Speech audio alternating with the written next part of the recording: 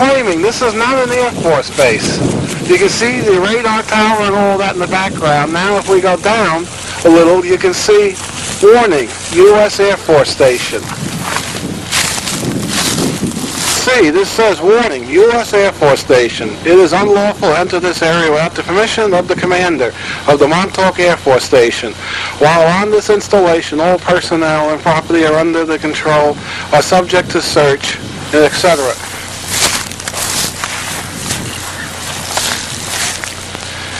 Section 21, Internal Security Act, 1959. Point 50, USC 79.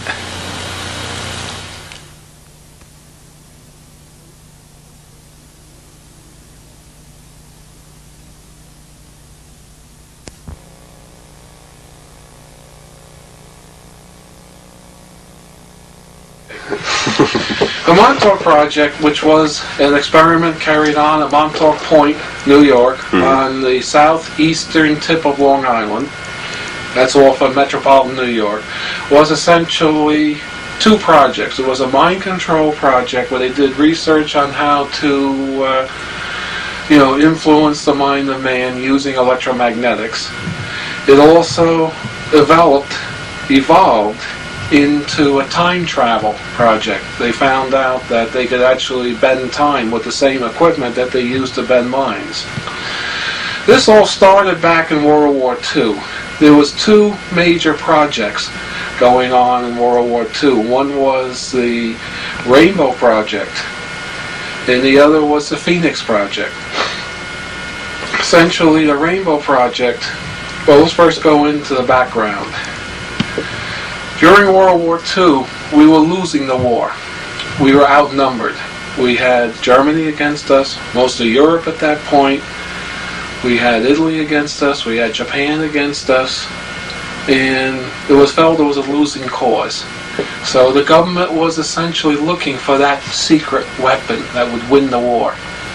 So in 43, that area, 43, late 42, 43, 44, they launched a lot of these very avant-garde super science type projects out of almost desperation.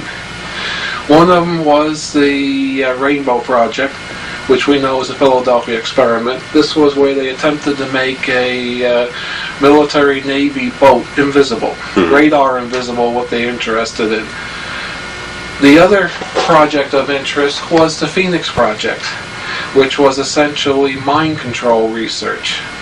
This involved chemical mind control, psychological, the use of PA systems, propaganda. It all started in World War II. They essentially worked on these two projects. The Philadelphia experiment, or the Rainbow Project, was essentially a failure. What were the dates on the Rainbow Project? The Rainbow Project, actually, the very basic physics research started in the mid-30s. But actually, the government got interested after some successful tests were shown by the Advanced Sciences Institute at Princeton. Institute for Advanced Study. Yeah, the Institute for Advanced Study at Princeton. They showed that on small scale, the invisibility could be achieved. This was work based upon the work of Nikola Tesla, Dr. John Eric von Neumann, and others that were in the Institute for Advanced Studies at Princeton. At that point, the Navy realized this thing had a huge tactical application. So they backed it and they funded it. And the research was done up until August of 1943, which we're not sure is the second to the last test or the last test.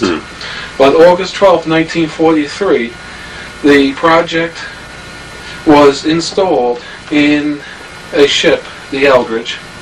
It was a destroyer escort class, not a real small boat, but not a real big battleship. The boat was built special for the Rainbow Project, where they were able to take one of the gun turrets on the front of the boat was fake. They could take it off, and they had a big opening to drop electronic equipment in, large generators, the whole 9 yards of it.